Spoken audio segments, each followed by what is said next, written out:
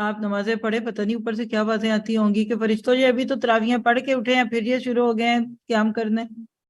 دیکھو دیکھو یہ 5 نہیں 10 راتوں میں لیلۃ القدر کو ڈھونڈنے لگ گئے ہیں۔ عبادات اچھی ہیں، میں برا نہیں کہہ رہی، لیکن رکنا نہیں ہے۔ ہم آدھی ہانڈی پکا کے چولہے بند کر دیتے ہیں۔ ہمارے اسلام کو آج کے ملک میں بینک اسلامی ہونا چاہیے، لیکن نام کا نہیں۔ وہ اسلام، وہ بینک جس میں اسلامی ٹرانزیکشنز ہوں۔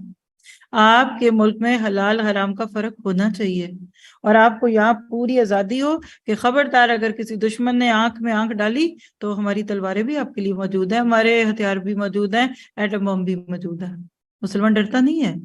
ہاں، اس کا نقطۂ آغاز جہاد بن نفس ہے، پھر جہاد بالقلم، پھر قلم پکڑائیں، پھر لوگوں کو دین دیں۔ انشاءاللہ لڑائیاں نہیں ہوگی۔ نبی نے بغیر تلواریں اٹھائے لوگوں کے دل جیتے تھے، کافر سے نہیں کفر سے لڑائی کی۔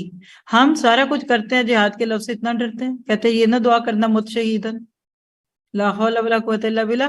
ایسے دشمنوں، ایسے مسلمانوں کو دشمن کیوں نہ کچا کھا جائے۔